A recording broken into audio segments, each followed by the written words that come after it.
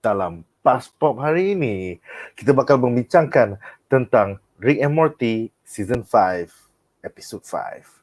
Para panelis kita malam ini terdiri daripada saya, Nadzru Iskandar daripada BuzzPOP TV, wartawan daripada kakucupuri.com, Alleef, Ashaari. What's up, bro? Hey guys, what's up? Ayo.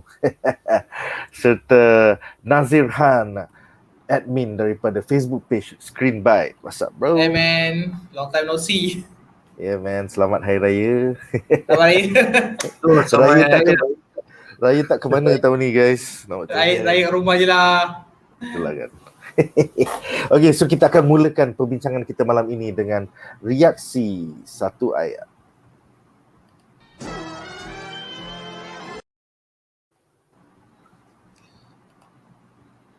Alright, so reaksi satu ayat aku kepada episod minggu ini adalah a great balance antara horror dan sci-fi. Selepas episod terburuk lah pada aku bagi musim ini yang ditayangkan minggu lepas, Rick and Morty kembali minggu ini dengan cerita yang terbahagi kepada dua, the horror A plot dan juga the sci-fi B plot. So, apakah reaksi satu ayat korang terhadap Rick and Morty minggu ini? Kita mulakan dengan Nazher. Silakan Nazher. Well, reaksi satu ayat aku, the car get it done. Akhirnya this under pressure character dapat some shining star lah dalam season 5. Last kita tengok dia buat apa season 3, season 2 kot. Bateri dia kan? Yeah. Bukan bateri, yang apa keep summer safe tu. Yes. Itu like a 2-3 years ago, babe. So macam episode kali ni the writer focus on the car. Aku macam wow. Don't judge a book by its cover lah. Memang nampak buruk tapi actually super powerful as fuck lah. Don't judge a car by its cover. Ya, agree. Okay, seterusnya Alleef, silakan Alleef. Reaksi satu ayat. For me, this episode is good, which is bad, which is good. Yes. Part 2 memang macam ni. Part 2 I think we'll talk more in the next segment, but yes, part 2 memang mindfuck. So anyway, judul episod minggu ini adalah Mortican Graffiti, sebuah homage kepada filem teenage coming of age story yang berjudul American Graffiti, arahan George Lucas daripada 1973. So basically filem tu 4 tahun sebelum filem pertama Star Wars keluar. George Lucas pun baru mendapat nama dia as a pengarah, as a young director, dan story American Graffiti is like imagine American Pie tapi based in the 60s. So tentang remaja yang slowly coming of age, their last night before diorang go to university ke, before they go to university dan meninggalkan pekan diorang. So it had a very young Harrison Ford menjadi leader of the teenage guys yang basically diorang suka joyride lah, guna kereta-kereta klasik 50s dan 60s, and then just pusing pekan diorang and then just fuck about it, man, I guess. So it's kind of cool that Joyride, Morty and Summer is like a American Graffiti homage untuk minggu ini. Aku rasa kita ada satu komen kot, aku akan bacakan komen tersebut. Mofah mengatakan, first time layan Rick and Morty, bagi aku gila dan fun. Dari golongan fetish kesakitan ke Galactus ke Transformers. Welcome to Rick and Morty, bro. Yes, Rick and Morty is, pada aku lah, one of the best TV series being shown right now. Because from week to week, kejap kau ada horror, kejap kau ada sci-fi, kejap kau ada like mind-bending shit. So yeah, welcome to the club. Dengan itu, kita akan membincangkan 5 babak menarik daripada episod minggu ini.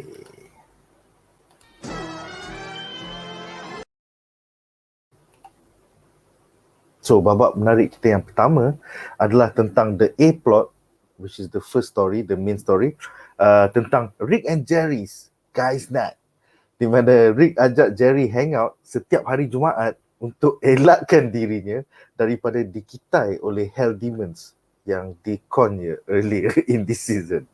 So, soalan aku kepada para panelis, apakah pendapat anda tentang A-plot minggu ini yang banyak mengambil inspirasi daripada genre horror, terutamanya the demonic franchise Hellraiser daripada era 1980-an? Juga, apakah pendapat anda tentang cara Rick take advantage of Jerry's lameness? Sedih tu. Aku ingat dia orang like bonding tau. Rupanya Rick ni masih kimak. So, kita mulakan dengan Nazir. Silakan Nazir. Okay, first of all, aku tak familiar dengan Hellraiser punya franchise lah. But I do know about the Pinhead apa semua. Yeah, I do know that character. Bagi aku, I think this is a continuation yang tunjuk betapa Rick benci dengan Jerry sebenarnya. Macam ever since there was season 1 lagi, Jerry Rick cakap kimak punya apa penantu yang tak boleh pakai dan apa kau mengandungkan anak aku waktu muda. So benda tu dia bawa sampai ke sini. Sebab bila aku tengok A-plot ni, buat aku teringat yang season 3 tak silap aku, di mana Rick bawa Jerry pergi ke satu fun fair. Dekat fun fair tu dia ada macam satu shield of invisible, di mana engkau tak boleh mati dalam tu. Remember? Kan? So Ni macam bukan episode Intergalactic Casino tu. Ya.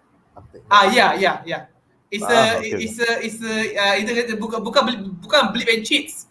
Dia Intergalactic Casino. Dia kira macam fun fair untuk family jugalah. Tapi the gimmick was you cannot die. Kau kalau tembak kau hidup, hidup balik. That's the thing. Macam bila aku tengok ni aku teringat, tapi dalam episode tu Jerry memang pukimak lah sebab apa pergi dengar cakap alien tu. So dalam ni apa yang Rick buat, dia kata aku tak nak kena gitai. So aku gunakan overconfident Jerry ni untuk feed the Hellraiser the pain actually. So basically the cringe, the lempo apa semua it's kena balik dekat Jerry. So bila Jerry ingat diorang suka, rupanya diorang bukan suka pasal ikhlas, tak, pasal the joy, the pain bring joy to them. Yes, the episode apa the episode yang Jerry become asshole. Tapi dalam ni Rick betul-betul memang macam okay, aku dah ada Jerry, aku selamat, aku tak fikir apa lagi dah. Aku suka yang demons tu lebih kurang macam nak come every time like Jerry lagi lame kan. Dia orang macam sedap je. Give more. Okay, so Alleef, apa pula, what are your thoughts about this week's A-plot which is horror based? Silakan. To me, it's been a long time coming sebab aku dah lama tunggu Dan Harmon nak masukkan more horror elements. Sebab to me, one of my favourite characters yang dia buat is in, I think it was season 1 kot, yang ada Scary Terry, yang a parody of Freddy from Nightmare on Elm Street. Yes. Scary Terry kelakar gila tu. Scary Terry, bitches apa Tapi it's like a day job to him, right? Dia bunuh budak-budak tu, it's like his day job. So you can run but you can hide, bitch. And I also like Hellraiser sebab aku memang pernah tengok all the Hellraiser movies. And to me memang it's amusing tengok Dan Harmon buat lawa of Cenobite punya pleasure is pain. So anything yang painful is automatically for them terus buat dia orang nak macam coming. It's a very nice callback . It's totally Hellraiser true and true kan. So ada berapa filem Hellraiser punya the Cenobite main franchise tu? Aku rasa 10 kot. Almost 10 I think. 10. Wow. Sebab aku ingat yang the first two were like major the first two je kot yang keluar wayang. All the rest tu semua straight to video. Oh, and is it all called Hellraiser? Macam Hellraiser 1, 2, 3, 10 ke macam mana? The only one Yes, dia I think the only, sorry, the only one is Hellbound, Hellraiser 2, and the rest Hellraiser, Bloodline, Inferno, Hellseeker, Hellworld, Judgment, like that lah. Oh. The last one was Hellraiser Judgment 2018. And who's is it Wes Craven ke David Barker? The writer is Gary J. Turing Life. Producer by Michael Lee. ada one of the Hellraiser movies too, fun fact, is directed by Scott Derrickson. Wow. I don't remember which one it was, 4 ke 5. I have to check balik. Tapi one of them, Scott Derrickson, memang dulu sebelum dia buat Doctor Strange, even before dia buat Scott Derrickson before dia buat Doctor Strange, what was he famous for? Some horror films. Yeah, and Hellraiser is one of them, I guess. Betul Alif. The fourth film of Hellraiser, Scott Derrickson direct. Nice. And basically this is a total parody of Hellraiser kan? Yep. Sebab even in the Hellraiser franchise, semua all the other Cenobites nama dia pelik-pelik. The Chatterer, selain PH, semua nama macam pelik-pelik macam dalam episod ni. Macam this episode kan ada apa nipple. I like the mouse trap nipple guy. Mouse trap nipple. Itu memang gila tu. So, can anyone find first aid kit man or Advil tea? Memang cool. It's a very obscure 80s horror franchise, but it's cool that Dan Harmon sends it up in this episode. So sebelum we go to the comments, Alleef, your thoughts about Jerry being taken for a ride oleh Rick. Maksudnya, bukannya bonding, tapi it's like aku tak nak kena pukul. So it's like I'm gonna bring Jerry. Your thoughts? To me, I guess it's par the course for Rick. Rick memang selalu guna everyone else around him pun. But I like the fact yang at the end tu, it turns out yang dia memang in his way dia care juga for Jerry lah. It's not just fully dia guna. Dia ada juga feeling sikit. Yeah. I love her. She love him. The credit won't not transfer. Yes, we'll talk more about that plot twist later. So kita ada I think 2 komen. Pertama, Nur Syafiq Senpai mengatakan yang ada Whirly Dirly tu ke? Is that part of Hellraiser? Yes. No. The Virginity tu macam episode season 2 tak silap aku. Di mana Jerry try nak crossing on Rick actually. Nice. Seterusnya kategori Great mengatakan Rick rasa cringe, Hell Demon akan gelap.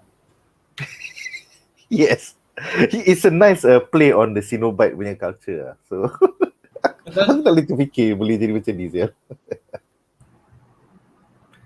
Anything else sebelum we go to the next segment? I think no. We can jump into the next segment.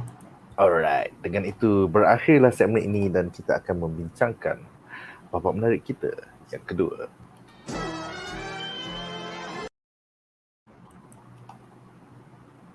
So babak menarik kita yang kedua adalah The Galactic Joyride, B-plot, di mana Morty dan Summer cuba mengayat budak baru di sekolah, Bruce Chutback, yang so cool, dia ada theme song dia sendiri.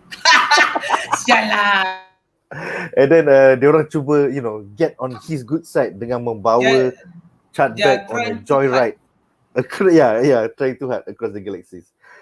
So soalan aku kepada para panelis, apakah pendapat anda tentang B-plot minggu ini, which is a total 180 daripada horror dan memfokuskan kepada genre sci-fi instead?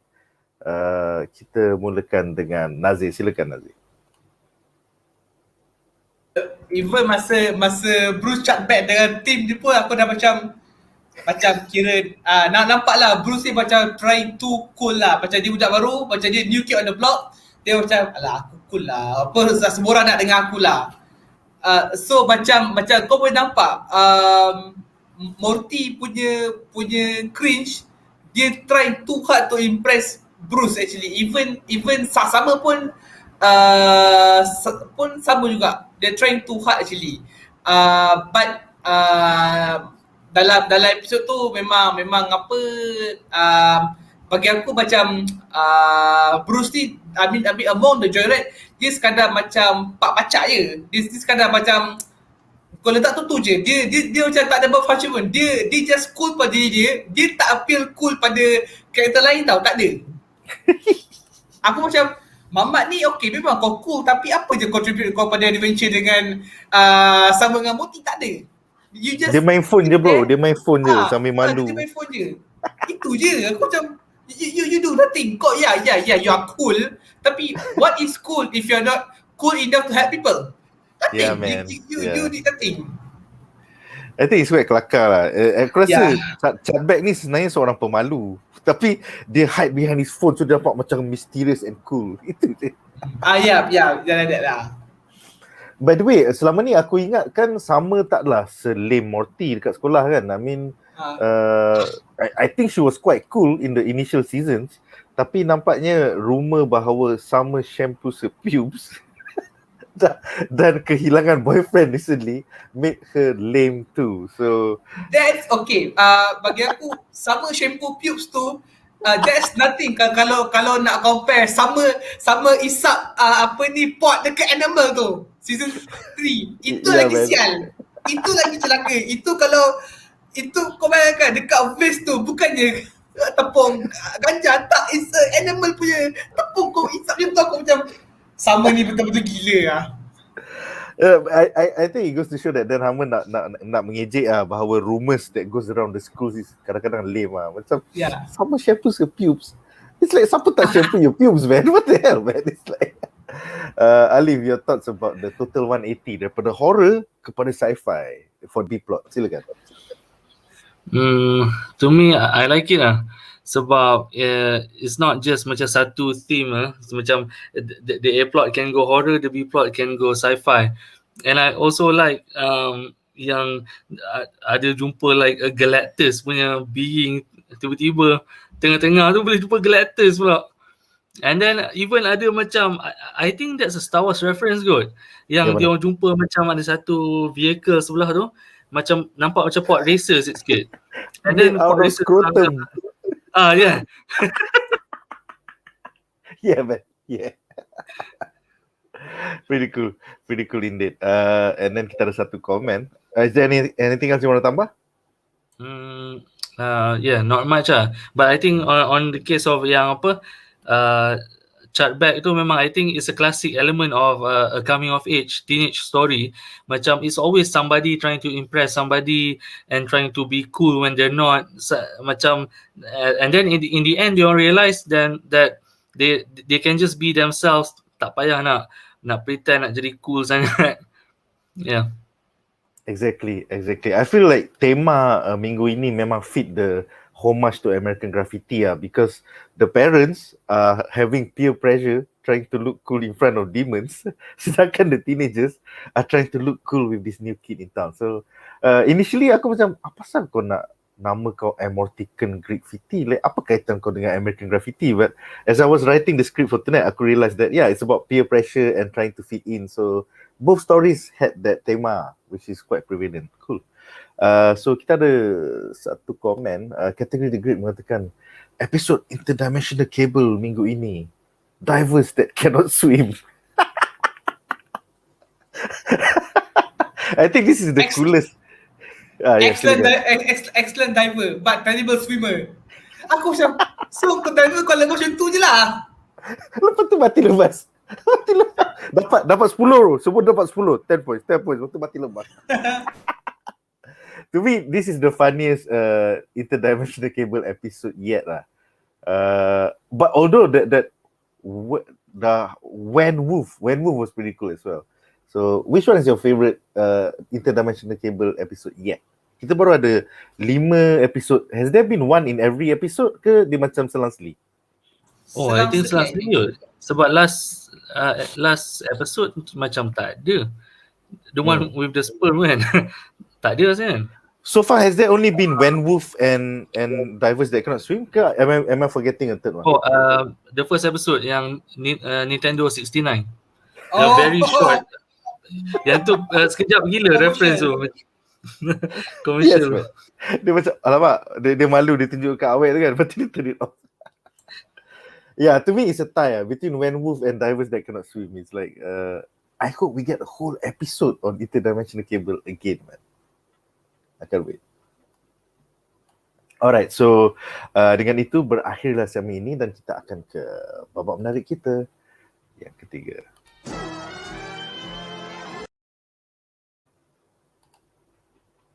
Alright, so babak menarik yang ketiga ni is quite actually aku tak perasan pun, but as I was doing research into this, rupanya ada segelintir fandom yang membuat teori bahawa Rick and Morty season 5 ni kita tidak mengikuti C137 Rick and Morty tapi decoys. Luckily the portal gun scene dalam episod ni menunjukkan bahawa we are not following decoys for the past 4 episodes. We are actually following Rick and Morty from C137. So soalan aku kepada para panelis is like, apakah pendapat anda tentang teori fandom yang ke laut ini? Is this, I mean like, yes, for the first few episodes Rick tak mabuk, and then Rick only started mabuk like last episode, and then for the first 4 episodes Rick tak guna portal gun. You know, they keep using that tit, the one that opens the pocket dimension lah, apalah. So it's kind of cool that he's using a portal gun again. So apakah pendapat korang? Aku mulakan dengan Alleef. Silakan Alleef. Finally. Sebab from the first episode people keep saying oh tak ada portal gun apa semua, macam-macam teori merepek. But I think Rick tak mabuk, so dia bukan Rick. Aku macam what the fuck, man. Continue. I think the biggest reason kenapa tak ada portal gun in the first few episodes, sebab memang there's no need to use the portal gun sebab the first few episodes banyak about them going to planets semua, the journey dalam. Aku rasa macam season ni banyak scene yang dia just talking inside the spaceship, talking inside the car. So kalau dia just asyik pakai portal gun all the time, macam tak ada those scenes lah, tak ada those in between scenes from them going to another place. Betul. I think betul lah pasal diorang dah stop being just Rick and Morty. Sekarang dah the whole family kan.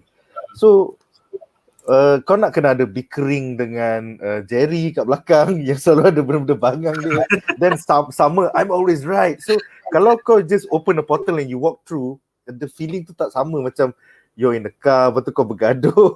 So yes, aku agree dengan Alleef. Nazher, apa pendapat kau? Well, bagi aku like, okay lah, maybe dalam sebab for the whole 4 season portal gun ni dah jadi macam bread and butter for the adventure lah. Macam fans dah macam bagi fans tanpa portal gun dari Rick and Morty ni macam dah tak ada makna tau. But I will give you one better. What if the whole season 5 that we see is an origin story of evil Morty? Yeah, there is the other theory the fandom musim ini yang pada aku doesn't make sense like what? Okay, apakah sebab this is evil Morty? Silakan. Okay. Present your case. Okay, sebab macam mana the character is a shift tone of character of Morty actually. Kalau kau tengok for the first 4 season, Morty always become like a timid. Memang boleh katakan apa jadi yang berat dalam seluar, memang penakut. Tapi dalam season 5 ni kau nampak dia dah start stand up. Walaupun dia fuck up juga, tapi dia stand up. Dia stand up on himself. Kau nampak how dia broken dengan Platina tu, sebab basically dia dah move on. Aku rasa dia dah move on dengan Jessica. Dia sekarang dia try dengan Platina, dia broken. So macam aku terfikir tau, what if kalau during on the crucial part, kalau mak dia kalau Bess tak ada time tu untuk console him, boleh go to the more darker punya road. Yep, maybe. Maybe Maybe. yes, sebab Yeah. aku ada tengok interview on the, I think on the Adult Swim punya I think dia kata season 5 ni will be something yang major changes will happen. Yeah, it kind of makes sense. Actually, teori aku adalah the reason yang Morty lain daripada the first 4 seasons is because of one main fact. They got renewed for 7 fucking seasons. So kalau setiap season ada 10 episod, they just got renewed for 70 episodes, kau faham tak?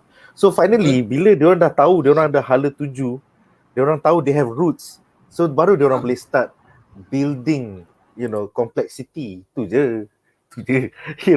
So fandom cakap, oh ni adalah the beginning of Evil Morty. I think we are seeing dimensions of Morty. Maksudnya dia bukan hanya macam Nobita ataupun Marty McFly ripoff yang penakut, tapi dia actually has courage inside, and sekarang dia dah mula jadi confident, and we're starting to see that with Jerry juga. I think daripada first episode into the third episode, kita nampak Jerry dah mula lagi confident, lawan balik Mr. Nimbus, so it's kind of cool. So it means that this 70 episode journey is going to lead to more growth, character growth pada aku. Alleef, pada pendapat kau tentang Evil Morty, that we are actually watching Evil Morty, your thoughts? I also agree with Nick juga. I think the reason why banyak all of these characters macam perangai macam lain sikit sebab we finally see macam them growing out of the cocoon. Sebab sebelum ni diorang kena plan macam satu season, so diorang tak boleh nak plan character growth sangat. So it's like a sitcom, so jadi macam diorang semua just stay in one place, diorang tak berubah. But now dah show ada banyak season, so diorang boleh plan out their growth lah. Cool. So Nazher, ada apa-apa lagi sebelum aku baca komen penonton? No, I got nothing for now. Alright, cool. So komen untuk segmen ini daripada kategori The Great. Dia nak tanya, yang kereta tu tak guna portal gun kan? Yang mereka pergi ke post box dimension di mana sama pukul banyak. Yes, basically Rick ada dua cara of transportation through space and time, iaitu portal gun macam pintu suka hati, ataupun dia punya kapal. So basically kapal tu pun boleh travel through space and time selaju mungkin aku maybe gunakan teknologi portal gun juga. Well, dalam kereta tu dah ada apa bateri memang lah. So dia macam guna warp speed untuk travel from planet to planet or dimension to dimension lah. Is this true, Alleef? Aku tak sure sangat tentang the technicalities of the car. Yeah, I think so. Macam I'm not sure. I think Nazir tahu yang bateri yang yang dalam dia ada universe and tinyverse, miniverse. Yeah. So yeah, the car is powered by a battery which is the whole universe. So therefore dia boleh buat warp speed lah kot. I think that is the working theory of it lah. That's why she claims to be the most powerful car in the universe. Sebab dalam bateri tu pun ada banyak universes. So imagine how much power this car has lah. Yeah man, it's crazy. Sampai Galactus mati in one shot. Yes, which reminds us we are going to the next segment di mana kita akan bincangkan plot twist untuk A plot dan juga B plot.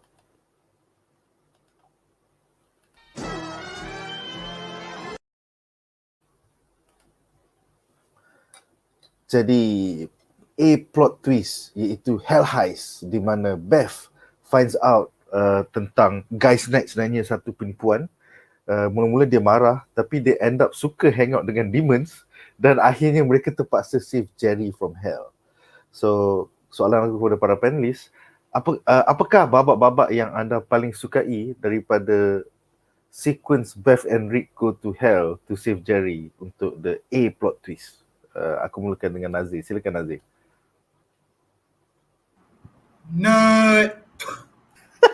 yang dia pump up the juice tu, dia convertkan balik pain become pain tu. Aku macam alai bodohnya lah.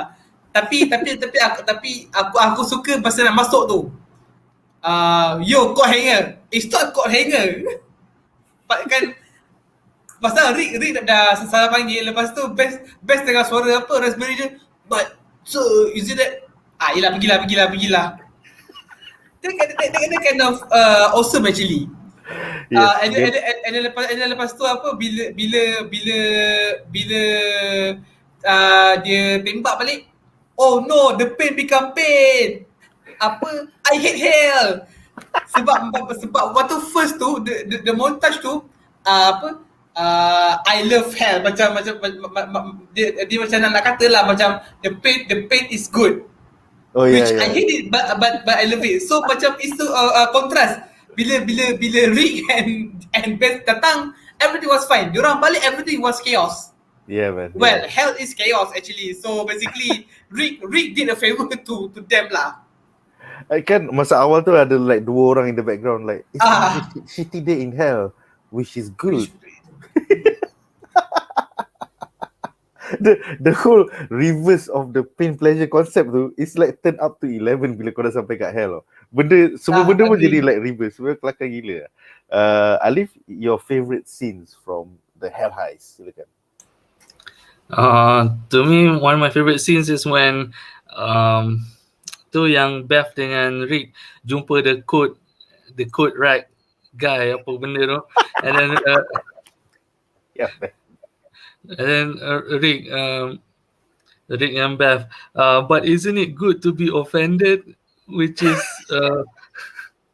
Yeah, dia kena jeda main trick. Sampai dia orang macam, ya betul lah. Okay lah, you can go into hell. Kelakar. But I like the entire episode sebab they actually went to hell. Lepas tu I think kan yang the ketua of the Cenobites, Hell Demons dia ada heart dekat badan dia kan. Yes. I'm not sure, tapi I think that's a reference to the fact yang the buku Clive Barker yang on which Hellraiser is based on, nama dia The Hellbound Heart. Betul. Oh, so it's a callback then leader dia ada I heart. guess so sebab other than that I don't see kenapa dia ada heart in the middle. Design dia memang klasik Clive Barker from 1980s man. Semua orang pakai leather, it's like kelakar gila tu. Okay, sekarang kita akan membaca satu komen daripada penonton di rumah untuk segmen ini. So, sekejap Alright, so komen kita adalah daripada Argentum Surfer di YouTube mengatakan patutnya Clive Barker atau sesiapa reboot balik Pinhead and Friends, letak watak macam Jerry dan Rick. Yeah, it's as a franchise macam Nazir cakap, is the most recent film was 2018 man. So I guess the franchise is still alive ke Nazir? Kau mute bro, kita orang tak dengar.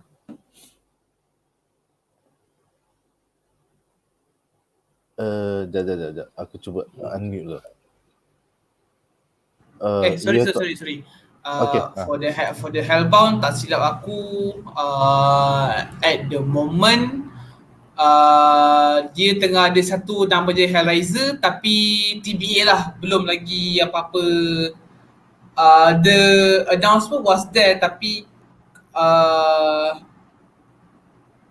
macam dia belum ada apa-apa lagi final word lagi lah. Maksudnya there's gonna be a new film ke apa? Kalau as per wiki I think as per wiki dia ada tulis Hellraiser tapi TBA je. TBA. Alleef, tadi you were saying something? Sorry. I think ada announcement Hellraiser remake for Hulu kan? Oh. Yeah. And Odessa Zion being cast as a lead actress. And the Pinhead will be a female in the remake lah. Why? What is this SJW shit, man? Representation, bro. Representation. Fuck lah. Why you have to destroy everything, Hollywood?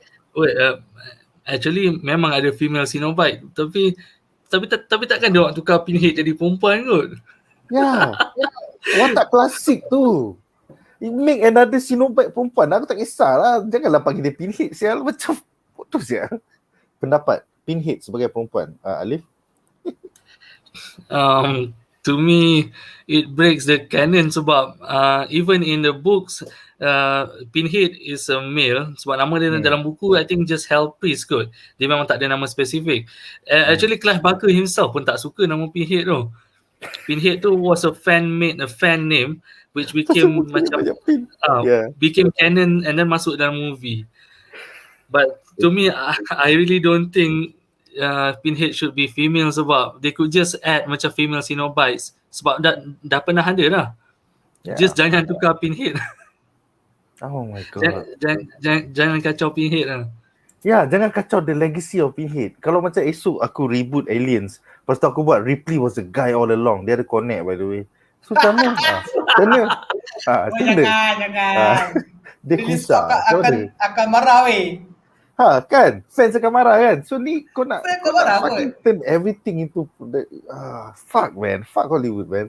Nazir, pendapat tentang Pinhead as a female? Well, aku tahu the iconic Pinhead was a male actually. So macam bila kau ada buat female like kau tak, I mean the gender swap is not necessary actually. Basically aku perasan apa aku nampak this is like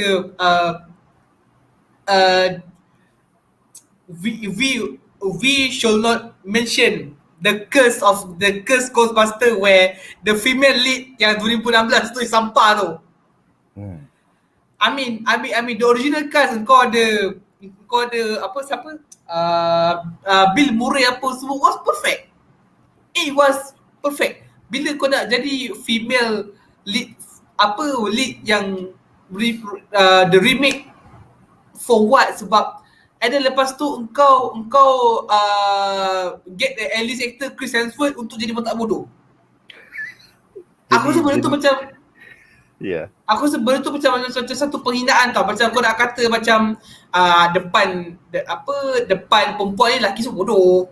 Aku macam okay, tapi kau tahu Chris Hemsworth punya lakonan macam mana. Dia memang A-list actor kot. A-list actor. Bila masuk dalam tu aku macam aku tak cakap apa lagi. Chris Hemsworth jadi himbo. Yeah man, indeed. Himbo gila-gila. Actually, the one yang aku paling tak boleh terima dalam Ghostbusters remake tu was the fact that Bill Murray and crew, as though that universe tak ada Ghostbusters tau. And like Bill Murray jadi just orang tua yang kena shock sampai mati. Aku macam, how can you piece on the legacy of Ghostbusters? Actually, Bill Murray sebab dia tak percaya hantu. So bila dia buka the canister, hantu tu cengkam dia, campak dia dekat luar tikap. Aku macam, wait, this is you tarnish the legacy tau. Yeah man, fucking bullshit je. Memang patut dia hancur di box office. Anyway, kita ada the next comment. Aku rasa ni adik kau ya, Alleef? Oh, yep, that's my brother. Nice one. So, Afiq mengatakan Pinhead perempuan tak apa, just make her hot. Problem solved. Aku nak cakap obscure comment, tapi aku tahu this is a family friendly channel, so aku tak nak cakap. Okay. I will just imagine it. Oh, kelakar lah Nazir. Okay, but anyway, kalau dia Pinhead, maksudnya awet tu kena botak lah. Lepas tu awet tu punya kepala akan penuh dengan pin lah kan? How does that even work? Agak. Tapi I think macam even in Star Trek, Borg Queen pun botak juga. So it can work, I guess. I guess so. Which reminds me, I just read an article about Star Trek Discovery season 4. And then sekarang Michael Burnham jadi captain. And then we are going to new grounds. And then ada fan cakap kat Facebook, to where? And then someone lagi jawab, into darkness. Memang cloud lah. All this SJW shit is cloud lah, you know. Okay, last comment untuk segmen ini. Category the great. Aku masih tak faham yang Hell Demon duduk atas kerusi roda tu. I can't remember. Korang ingat tak ada Hell Demon duduk atas kerusi roda? Alleef? I think he means the Hell Demon yang Rick pakai untuk reverse the pain from pleasure to pain again. So yes. Yes. Can you explain the basics of it?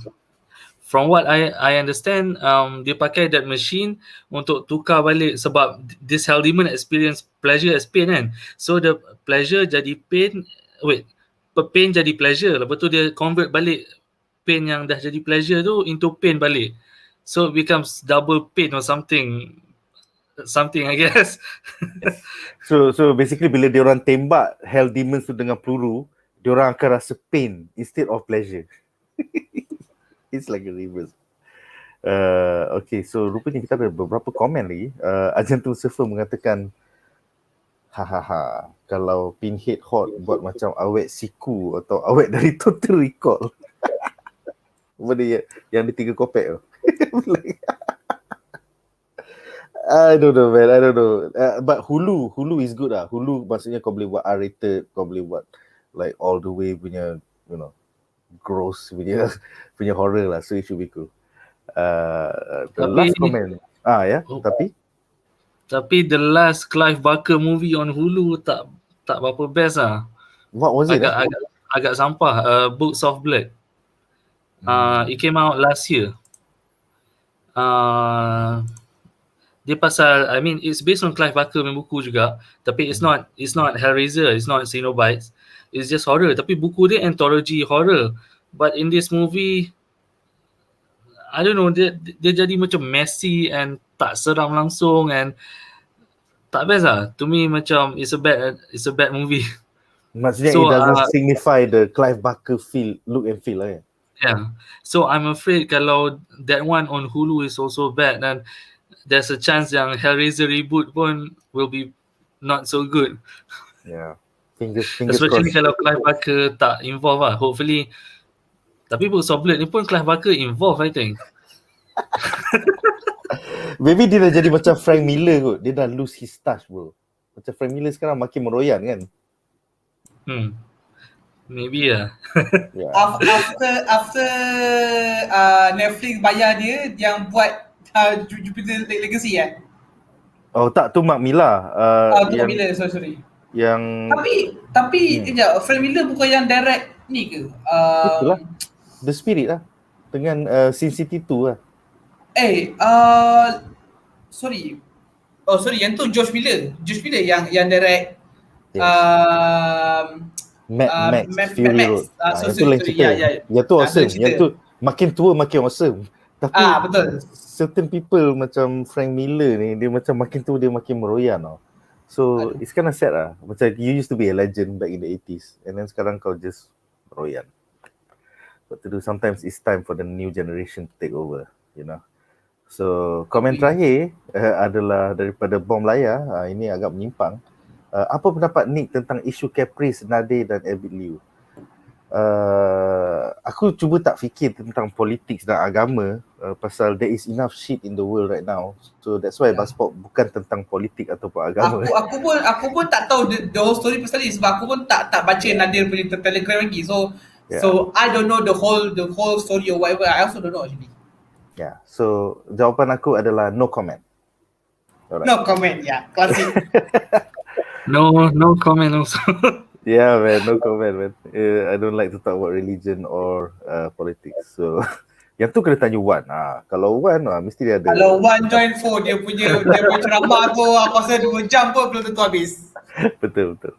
Okey, dengan itu berakhirlah segmen ini dan kita akan ke babak menarik kita yang terakhir.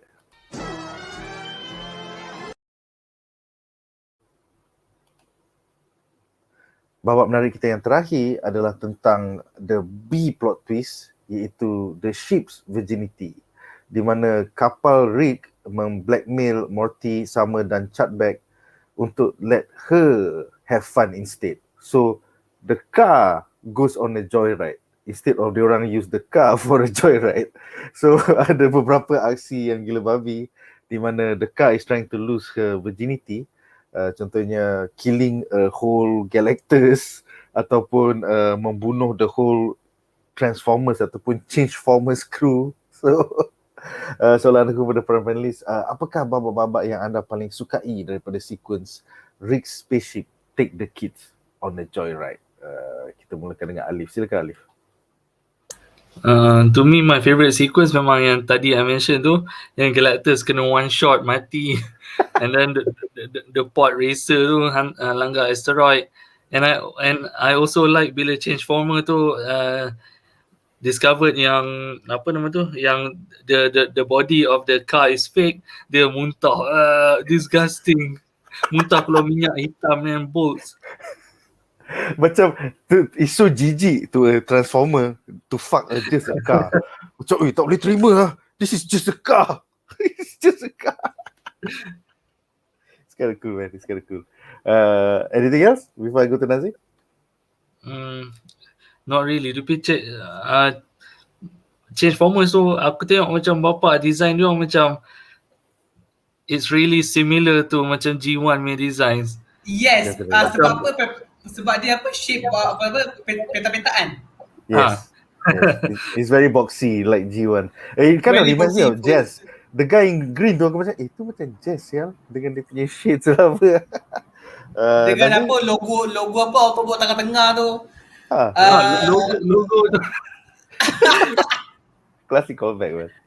My favorite was same. My favorite first is the same Alleef lah, yang apa di mana first apa kepala jatuh kena kita. And aku perasan macam it's kind of like a stereotype yang macam Transformers kalau fuck dengan kereta macam betul yang disgusting lah. Tapi macam as a Transformer punya fan, benda macam ni is dia being told in the animated series atau in any kind of media franchise. Sebab dalam live action aku tahu memang dia tak pernah sebut. Tapi kalau dalam in previous animation dia dah sebut tak this kind of thing yang macam if you want to fuck around, fuck with your robot. You don't fuck with the non animated being lah sebenarnya. Is there such thing atau memang tak ada? I think it never came up because G1 tak ada perempuan kot. RC was only from the film kan? Korang ingat tak? I think G2. I think the G2 baru perempuan kan? For a second. Yang warna pink tu aku tak ingat apa nama dia. Yeah, RC. RC. You're on mute. I don't remember. I think tak ada kot RC in G1. Tak ada sangat. Even in the movie tak ada. Yeah, I think like the quintesson which is female and also RC was only introduced later, kan? Yep, sebab I think even in I'm not that much of a fan, tapi I know a bit. I think in almost all of the animated series, I don't think Transformers ada macam romantic relationships. Only in the comics. Yes. Tapi I don't really read the comics. Just I know that dulu ada macam controversial yang one of the Transformers, was it RC, dia lesbian or something. Whoa. Next level shit. So man. I think IDW punya Transformers series, but I don't remember which one exactly. Itu kena Google. It still doesn't make sense that when they were on Cybertron, diorang dah jadi kereta. Sedangkan diorang tak pernah nampak kereta atau kapal terbang. Aku tak boleh brain that shit macam especially bila kita tengok yang sekarang yang War on Cybertron ni kan.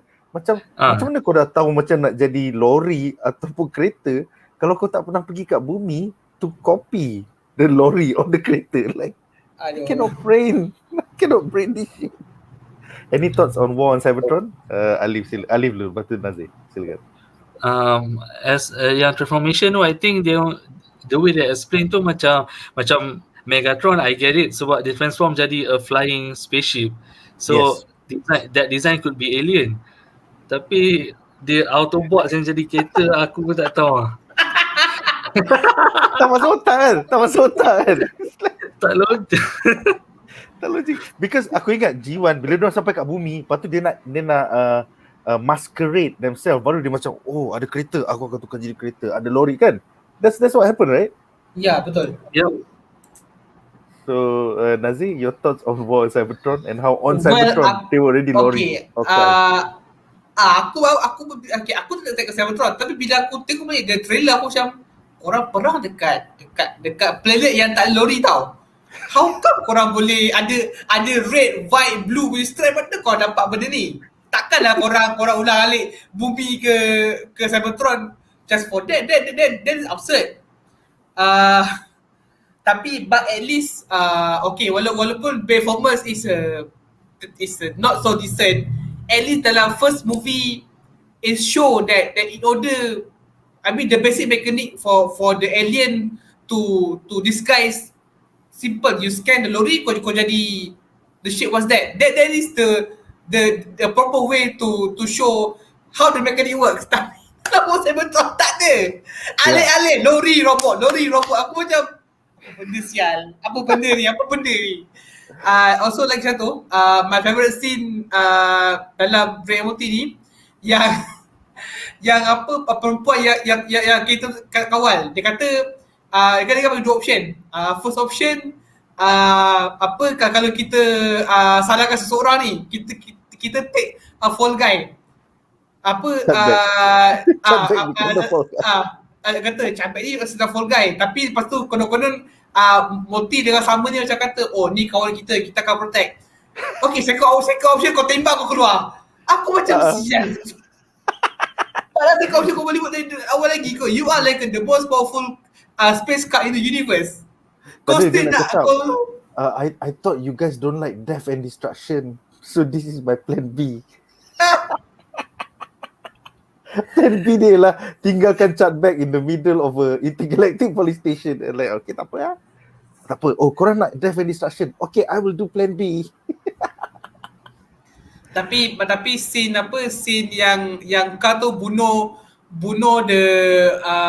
dekat tengok planet, all the change former semua kompak kan, sebab dah kena kutuk, bench pun dibakar semua kot.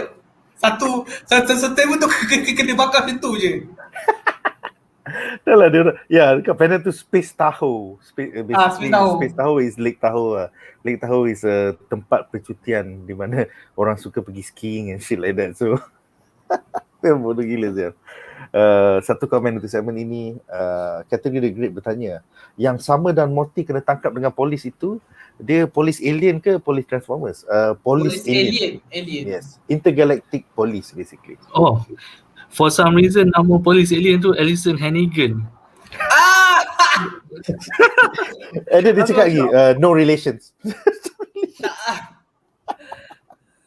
Yes, untuk penonton di rumah yang tidak arif, Alison Hannigan adalah pelakon daripada Buffy, kawan baik Buffy, dan juga kalau korang tengok How I Met Your Mother, yes. Lily Aldrin, dia kawan baik, dia kira laki pada Marshall, isteri pada Marshall, dia kira kawan baik pada Robin lah. Yes. Alleef, you were saying something? Tak, aku macam pelik lah pasal tiba-tiba name drop out of nowhere. Then Harmon ada beef dengan Alison Hannigan ni. And I think it would be cooler if it was voiced by Alison. Yes. Yeah. Tapi saya tak ada. Tu aku macam okay. Yeah, unfortunately it wasn't. Alright, one of these day mana tahu apa dan Harmon nak buat apa parody How I Met Your Mother ke, kita dapat tengok semua cast voice by each character. That would be awesome, man. I think that would be awesome indeed. Alright, so dengan itu berakhirlah 5 babak menarik bagi episod Rick and Morty minggu ini, dan kita akan membincangkan harapan kami untuk episod minggu depan.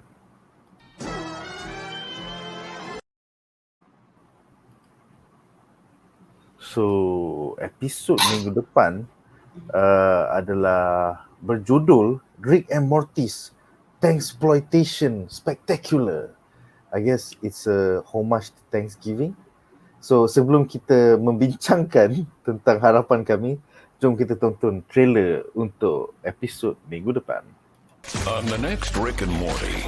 Wait, are we gonna put it back when we're done with it? Why? The only thing of value on it is the secret treasure map. The rest is just instructions for running a country, and I'm pretty sure they're online. Hold this while I crack the hermetic seal. Why not just use this again?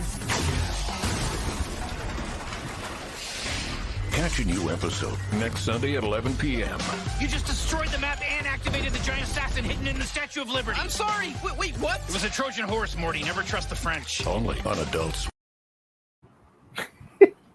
Oh, Morty. What the fuck, man? Aku rasa trailer tu ada vibe macam Nicolas Cage punya National Treasure franchise.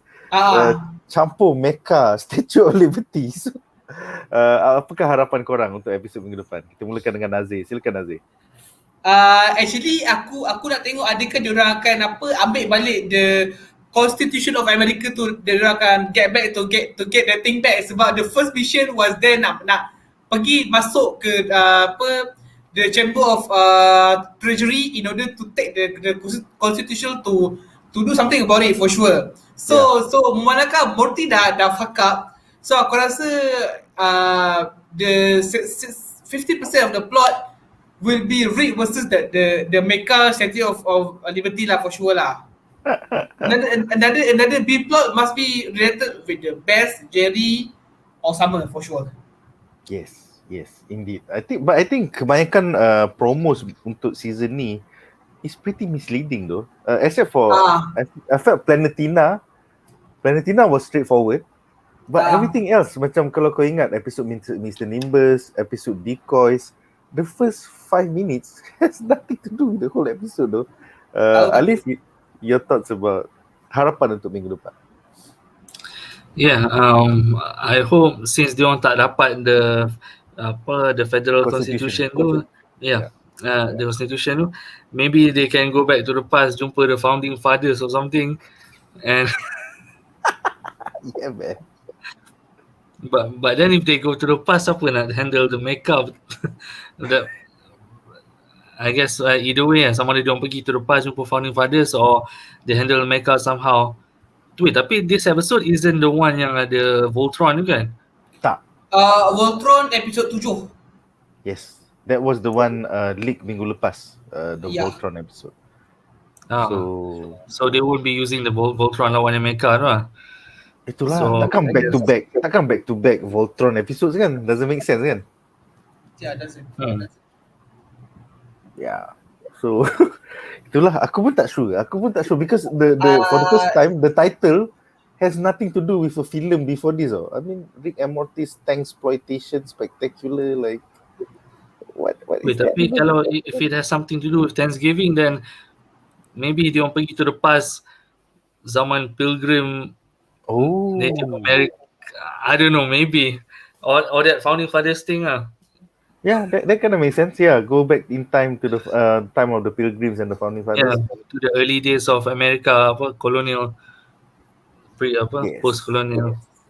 I think it'd be kind of crazy kalau it's like another macam Mr. Nimbus episode ataupun Decoy episode where they change the history of America by going back in time to see the founding fathers. Okay lah, I think silakan Alleef, silakan. Have you guys seen Space Jam 2? Dah tengok Space Jam yang baru, The New Legacy? Did you know? Not yet.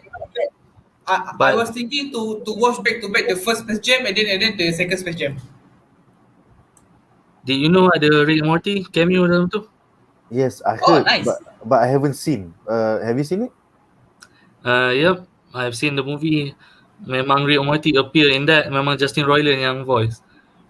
And tapi it's just a simple cameo lah. Diorang the only reason they were there pun sebab diorang nak hantar balik the Tasmanian Devil. Dia cakap take your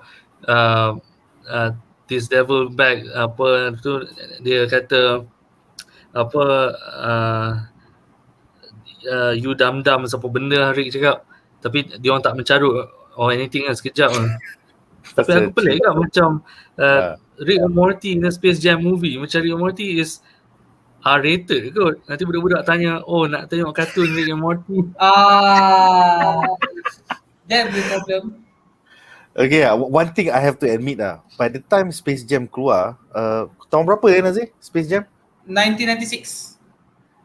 Okay, by that time aku dah umur 16 tau. So aku dah remaja and like I couldn't care less. To this day aku tak pernah tengok Space Jam tau. I don't even understand what's so cool about it. Because masa aku umur 13 ataupun 12, there was the Looney Tunes punya show with the Tiny Toons yang budak-budak remaja tu kan. Okay, so I followed that shit. So that by the time aku dah 16, aku dah benda ni dah tak cool lah, dah tak nak tengok. So I've never seen. Tapi I kind of like the new Space Jam based on the trailers, di mana dia jadi meta and the whole Warner Bros world becomes, you know, kau tiba-tiba ada Game of Thrones lah, kau ada you have Rick and Morty in it, and like you even have Wonder Woman. So I don't think that was in the original film kan? Tak ada. Original film dia focus only on Looney Tunes character merely only. Tak ada franchise, tak ada. So it's kind of cool that dalam sequel ni they acknowledge that the Looney Tunes world is also part of Warner Bros with multiple franchise. So Alleef, a non-spoilery review, worth your time or not worth your time? Space Jam 2. To me actually Space Jam 2 tu macam it's just a reason for Warner Brothers nak flex dia orang punya IP or dia punya IP sebab macam in that movie you go from one IP to another IP sebab cara dia orang recruit balik sebab in the movie this isn't much of a spoiler tapi the main character tu LeBron James jumpa dengan Bugs Bunny and dia orang nak recruit all the Looney Tunes characters balik. And each Looney Tunes character ada on a specific Warner Brothers punya IP world lah. So dia orang visit all these IPs nak recruit, nak cari balik. I like how they did it. Tapi it still felt sebab some of the IP keluar like just a few minutes lah. So but overall I think this movie is okay, not bad. Tapi like I said, it's just macam tengok like a bunch of iklan back to back of Warner Brothers IP. Alleef, if I may interject, kalau the second Space Jam is basically LeBron jumpa Bugs Bunny to gather all the Looney Tunes crew. Tapi kalau dalam the first Space Jam, the Looney Tunes tertarik Michael Jordan masuk dalam the Looney Tunes world just in order to win the basketball match, right? Yep. I mean the first movie was much simpler lah, tapi I was a kid back then. To me that movie is my childhood juga. Aku ulang tengok banyak kali juga. Same lah. VHS we repeated it. Sebab apa ada Bugs Bunny, ada all the character, right?